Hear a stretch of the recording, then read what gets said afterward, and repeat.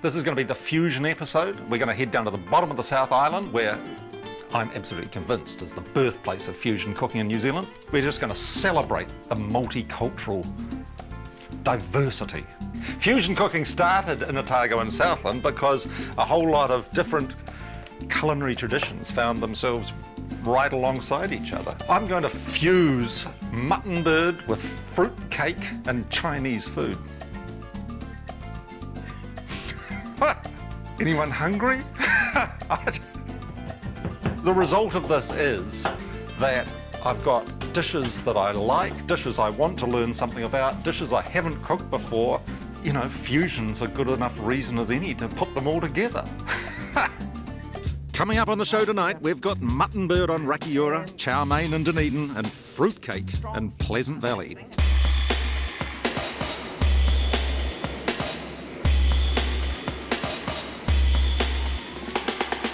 Well, I'm on Stuart Island on a culinary expedition, and it's not for oysters. We're here for mutton bird because that's one of New Zealand's great delicacies, and hell, I know nothing about it, it turns out. If I tell you the things I do know about mutton bird, it's not going to take long. I know they're a giant sea bird, the most numerous bird in the southern waters around New Zealand. I know that if I want to buy one to eat, I have to go to a fish shop, of all things. I do know that I'd have to be a member of one of the families who have rights to go mutton birding, and I'd have to have the grit and resolve to head off to a sort of sub-Antarctic island and hang around in the sort of bitter whipping cold with my arm down a hole in the ground, and I just don't think I'm built for that sort of carry-on. I think I'm a little too wussy. Jan West first went to the Titi Islands when she was just 3 weeks old and has been going regularly with her extended family ever since. It's our special food. Yeah, it's our family food, and if there's a special sort of do-on in the community or something, then that's the plate we take, because we're the mutton birders, so we take the titi. I think we'll start with cooking some fresh birds. When I say fresh birds, I mean that they've still got their stomach in them. I'm going to split this along here, and then I'm going to take the guts out, the insides out, but I'll try and leave inside the heart and the kidneys and liver and that sort of thing. It's probably a little too close to tea time for you folk at home, so we'll just... Maybe I'll sing something while Jan guts them. So for the stuffing, tear up some bread, chop up some apples, add some mixed herbs and 2 eggs. Cook some onion, season it, add it to the bread mixture, then stuff the bird. Everything you do with mutton birds is you use your hands a lot, and even more so when you start eating them. We won't be using knives and forks. Jan punctures her bird to let the fat drain out, seasons it, and puts it into a moderate oven for about an hour. We're going to cook some salt birds now, and here they are here in the bucket. I've just opened them. We're going to take a couple of these out and pop them in a pot and boil them. They've only been in the brine for a very short time. We'll only need to bring those to the boil once and not change the water. But if they've been in the brine for any length of time, you need to bring them to the boil, drain them off, put fresh water on, bring them to the boil again, and drain them off. Smell good? Yeah, they do smell good. Well, they're cooked enough, but there's still quite a bit of fat in there. So we're going to take them out now, and we're going to cut them in half, and then we're going to just lightly grill them.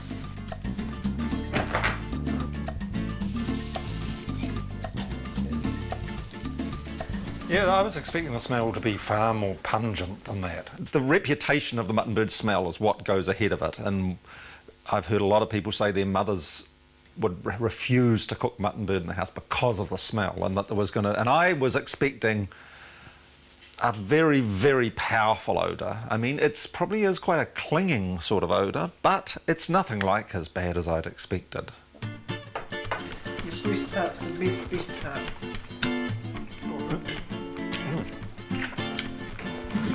It's gamey and tender and birdy and slightly fishy and salty. It's just like a really nice bit of duck, except it's got more character and more... Yeah. It's not like anything else. That's quite right. It's hard to describe, isn't it? Well, that's awfully good. I mean, I'm ready for the roast one too.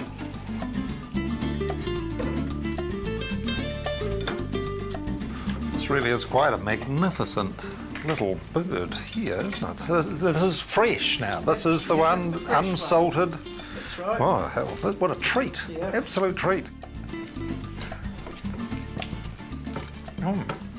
Again, it's rich and gamey, and reaction to when it arrived on the plate was sort of a moment of terror, because I realised now that I was hard up against it and that I couldn't really do anything other than not like it, but it was really easy to like. There's not a huge difference in the result here with the fresh mutton bird. This is not quite as salty, really, is it? It's the only real noticeable difference. It's still the same rich, gamey, birdy. That's right. Just not so much salt. I really, really liked the fresh mutton bird.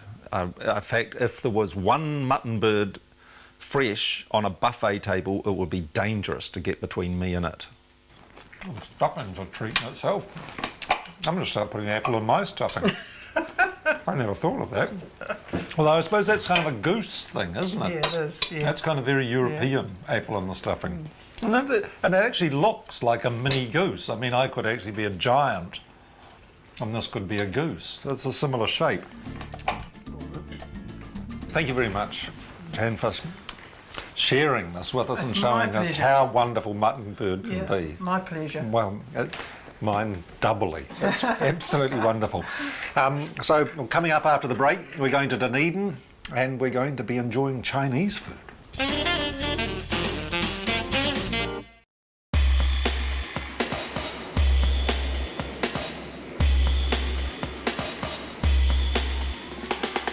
Here we are as we continue our exploration of the birth of fusion in early New Zealand. We're in Dunedin and we're looking at Chinese food. A lot of Chinese came to this part of the world to do second scoop through the gold fields. Greater migration came again in the 1940s, and by that time the majority of Chinese were working in market gardening, selling fruit and vegetables, and in the laundry business. And then gradually, as those industries faded away, people got their own washing machines at home and supermarkets started to drive the fruit and vegetable shops out of their game. A lot of those Chinese workers turned to opening fish and chip shops, takeaways and restaurants. And that's where the great New Zealand Chinese food was born. Jean Lai is a fourth-generation New Zealander and a part-time cooking tutor. So, Jean, what are you cooking us today? We're going to do a beef and prawn chow mein. Great. How much rump steak have you There's got? actually about 200 grams of fresh rump steak here for this dish. So Jean marinates the beef in some salt and sugar, Chinese rice wine, light soya sauce, sesame oil, and some potato starch. And you can feel there's a bit of elasticity there. Jean had soaked her rice noodles in boiling water for about 8 minutes. She peels her choco, bashes and chops both ginger and garlic, then chops carrots. I just love anything that's crinkle cut. I think it's much better than when it's cut straight. And then the last ingredient here, we've got some fresh raw, some frozen, Yeah, I'm with you. fresh raw prawns. Some uncooked Uncooked. prawns that have been thawed. Richard, you notice that I've left the wok on the heat. Now that is so I can get the wok nice and smoking hot. She got it absolutely smoking hot before she put anything in, and I realised you've got to sort of get the whole wok as hot as you can possibly get it. What we're aiming for is to heat those noodles as well as give it a light browning. Right. She sprinkles a little light soya sauce and some sesame oil onto the noodles. She keeps the noodles warm in the oven, then cooks garlic and the marinated beef and puts it aside. She cooks the prawns, puts them aside, and then cooks more garlic, onion, carrots, choco and blanched vegetables. This should feed 3 people for lunch. Yeah, big Dunedin appetite. Into the wok, Jean adds some salt, sugar, a splash of soy sauce, some water, oyster sauce and some potato starch. Then she throws in the beef, prawns and a little sesame oil. It's wonderful. There you go. Great. Well, that's fantastic. Absolutely fantastic.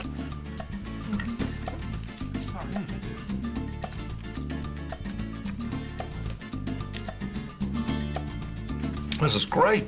This is exactly what I would think of as being the very best chow mein imaginable. Thank you. Excuse me. Well, thank you very much for cooking this for me, Jean. That's wonderful. Now we're going to go and have that sort of natural conclusion to a Chinese meal. We're going to have fruitcake. Dunedin and fruit cake for me will always be fused together and completely in my mind. When I was a kid down there, it seemed to be forever raining, but somehow inside a slice of fruit cake and a hot mug of Milo or something, and you'd be set up for it. And when I was a little bit older and had moved away, my mother still lived in Dunedin and she sent me fruitcakes. And I'm just imagining that, you know, the wussy lifestyle I had as a student at Canterbury University, and that receiving a fruitcake was a real treat. So imagine what it was like if you're up to your jolly knees in mud in a trench somewhere, what a fruitcake would be like with bullets whistling past your ears. I think it would be doubly delicious. Sisters and fruitcake enthusiasts. Helen studies them and Mary writes recipes and bakes them. Well, I think it's got many functions, depending on how you use it. I think most of us think of Christmas cake, and you wouldn't have Christmas without a Christmas cake.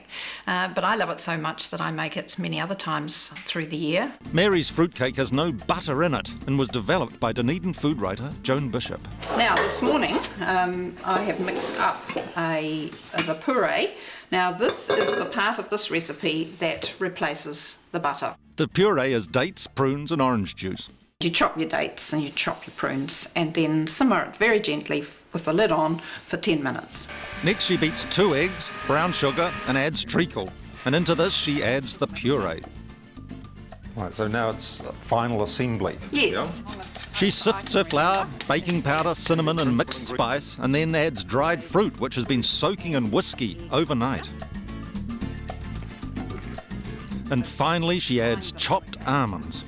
It looks perfect, it's sort of just the consistency I'd look for. And it's similar in many ways to sort of mixing up a good batch of concrete. You know, you want a similar, you know, you don't want it too wet. She spoons it into a tin and then decorates it with fruit and nuts. With the cake in the oven at 150 for 2.5 hours, I have a yarn with Helen, who is an anthropologist and has studied the evolution of fruitcake in New Zealand. I looked at 383 recipes from nearly 200 books. We decided we would look at the development of the cake in New Zealand, and we thought it should be pretty conservative. It starts off with about 13 ingredients. It ends up with at least 29 ingredients, and those 29 ingredients over the period that we analysed varied enormously. And so here was something that looked to be the same for decades and decades, but yet it was responding to just about every major social change, like the Depression, the war, the inflation of the 1970s. Well, I think Helen is a total legend. She's just wonderful. She's taken, you know, all the things about food in New Zealand, and she's chases down the facts about them. She's not like me, just making up stories as they go along. She actually backs it up with research and knowledge, and she's got a great sense of humour about it too. Mary pours whiskey over the top of her cake when it comes out of the oven and leaves it for 2 days. She serves it with soft cheese and whiskey. We have another cake here that's been prepared earlier. That's good. It is a good cake. It's a very good cake. The whiskey kind of climbs all over the top of the rest of it, but before the whiskey, the cake and cheese are working beautifully together. I mean, the cake without the butter, I suppose it needs the cheese to bring it back up to those sort of acceptable fat levels. Well, thank you both so much for this. It's wonderful. Any morning spent drinking whiskey and eating fruitcake and cheese is better than the morning when you don't. Coming up after the break, we're going to be in my Kiwi Kitchen.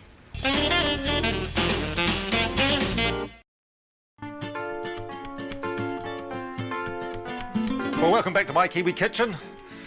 Been around all the bottom of the South Island and all those fabulous dishes that come home to roost. I'm going to have to fuse them together. So let's get started with the mutton bird. Right, so these ones just came from the fish shop, and I soaked them in water overnight and boiled them up, changed the water, boiled them again, and I put it in this pan with some garlic and Well, so far it hasn't stunk the house out, so, well, I do have a reasonably powerful extractor over there, but it isn't really whiffy. But so these little fellas here, I'm going to put skin side down and give a bit of a brown, so more of the fat is going to render out of it. And these mutton birds are going to end up fused into spring rolls. And I reckon I'm going to just leave them with this weight on top. Maybe I'll put this also on top. And then I'll sit on that, and I'll leave it like that for about 5 minutes. I think that's ready. I don't have my bloody tea towel. Here it is. And it's a lovely little tea towel too. Surprise, surprise, it's of Dunedin. First church. Didn't get time to go to church while I was down there. Right, so unpack all this shizzle. Let the birds cool and then shred them. This is sort of a little bit Peking duckish. I'm going to use these wonderful rice paper wrappers, which I just love, those Vietnamese spring roll things. They're one of my favourites. So we're going to, I've never really used these much before, but they appear to be pretty simple. Just dip them in a little bit of warm water and sit them on a damp tea towel and sort of stand around and wait for a minute. Once the rice paper is softened, add some watercress, carrots, mutton bird, spring onion, and then roll them up.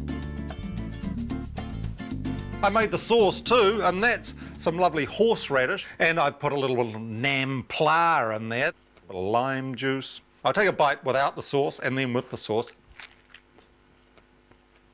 You definitely know you're eating mutton bird, but you've got the watercress, the carrot, the onion, and then of course now we've got the fabulous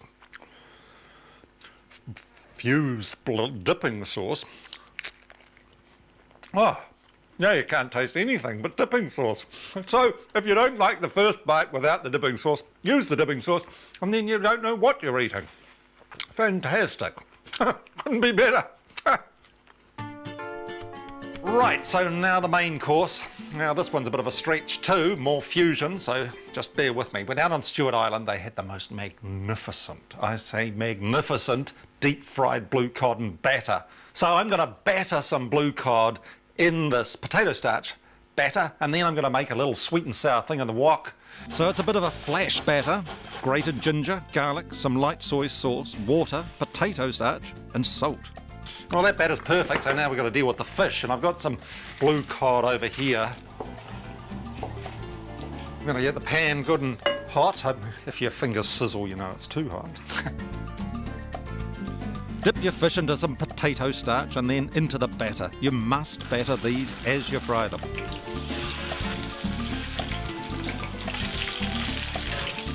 So now we'll do the vegetable section, put it in the oven, keep it warm, and it goes.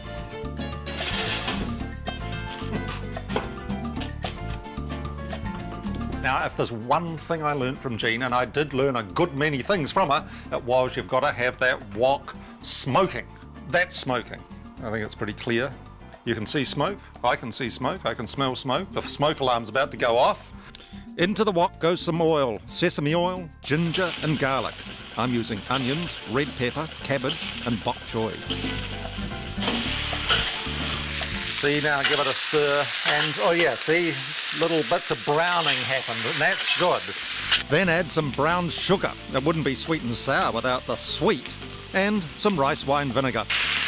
That's perfect. So that's just about ready to go on a plate and have the fish go on it. And so the sweet and sour aspect of the fish is going to be that the sauce is going to sort of dribble out of this on the plate, and the fish is going to meet it. And that's where you get your sweet and sour fish thing happening.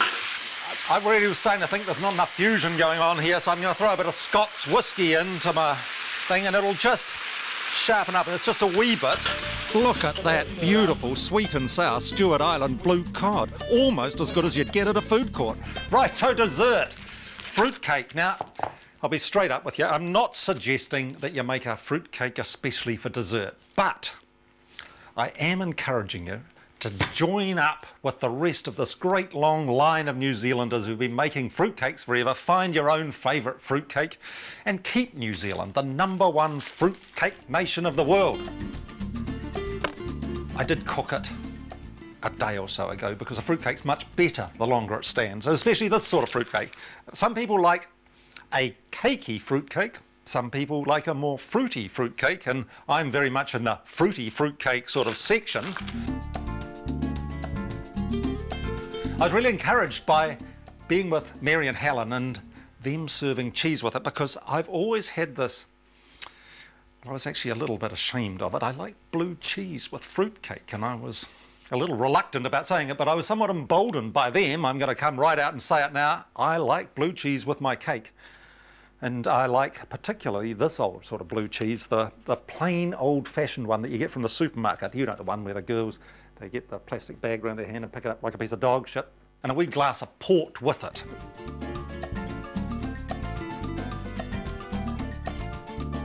It's a very different cake from Helen and Mary's. Theirs was a beautiful cake, rich, you know, pruny and orangey. Mine's got the butter in it, of course, but they're both great cakes, and that just goes to show that everybody has got a cake for them. Right, well, this is it, our Southern fusion menu. We've got rakiura mutton bird roll-up Vietnamese style things with a horseradish dipping sauce with a little nam pla and lime juice, and then we've got our beautifully battered blue cod with a little woked up mess of vegetables on the side of the plate, and dessert blue cheese, fruit cake. How Kiwi can you get? The whole thing is a symphony of Kiwiness, and I'm delighted to be able to bring it to you. And if I don't hurry up and stop talking, the crew will probably just dive on the table right in front of you, and that won't be seemly. So thank you very much for coming to my Kiwi Kitchen. It's been a pleasure. Come on, fellas, come on. Get eating. Tuck in. But you can't get past the mutton bird. Getting home and have a beer or something, or maybe a whiskey. Use your fingers, you know. And there's that